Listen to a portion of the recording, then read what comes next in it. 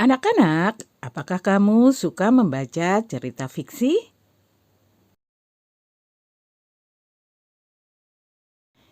Ya, cerita fiksi adalah cerita buatan pengarang atau penulis yang tidak sesungguhnya terjadi.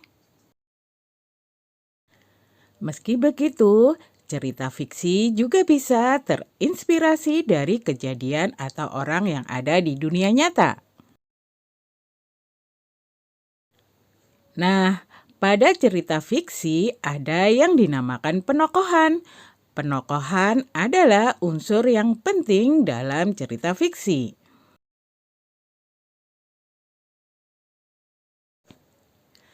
Penokohan juga biasa disebut dengan sifat atau karakter tokoh dalam suatu cerita.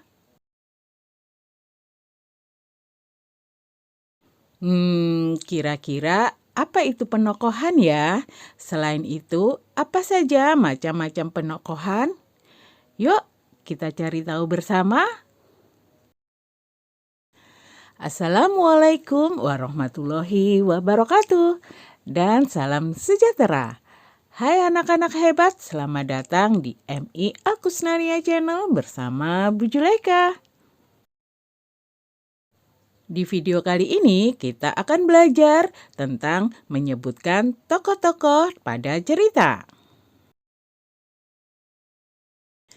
Yang dimaksud penokohan adalah penggambaran seseorang tokoh yang ada dalam cerita.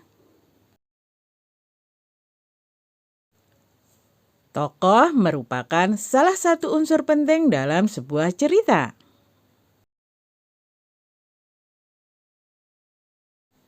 Lebih jelasnya lagi, tokoh adalah pelaku dalam sebuah cerita.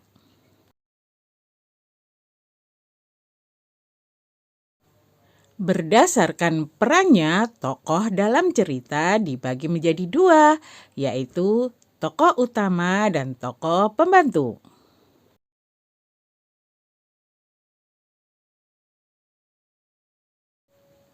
Tokoh utama selalu hadir dalam setiap peristiwa dan menjadi penentu tema cerita.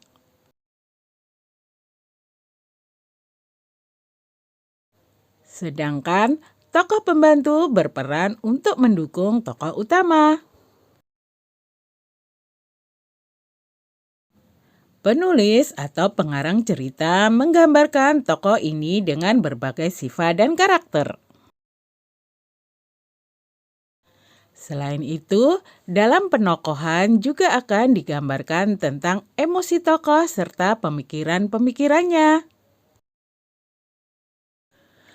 Unsur ini sangat penting dalam cerita agar pembaca mengerti seperti apa watak atau karakter tokoh tersebut.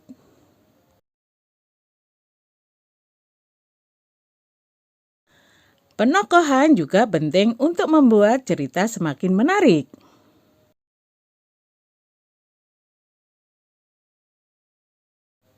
Nah, pada umumnya ada dua macam penokohan dalam cerita fiksi, yaitu protagonis dan antagonis.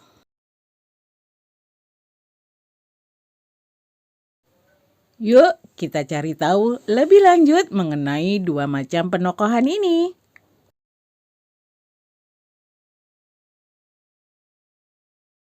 Anak-anak, apa kamu pernah membaca cerita tentang Cinderella?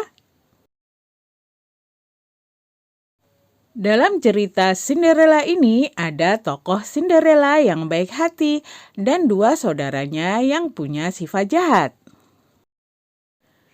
Dalam cerita terdapat tokoh yang baik dan tokoh yang jahat.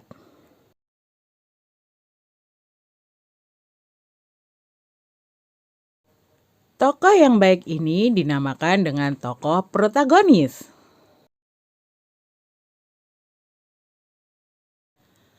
Tokoh protagonis ini digambarkan dengan sosok yang baik hati, suka menolong, pandai, dan setia kawan.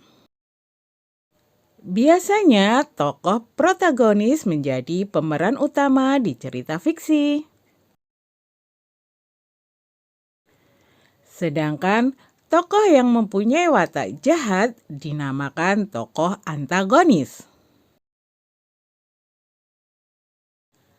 Tokoh antagonis ini digambarkan dengan watak yang sombong, licik, pembohong, dan iri hati. Anak-anak, selain tokoh protagonis dan antagonis, ada lagi jenis tokoh yang lain, yaitu tokoh tritagonis. Tokoh tritagonis merupakan penengah yang menengahi konflik antara si protagonis dan si antagonis.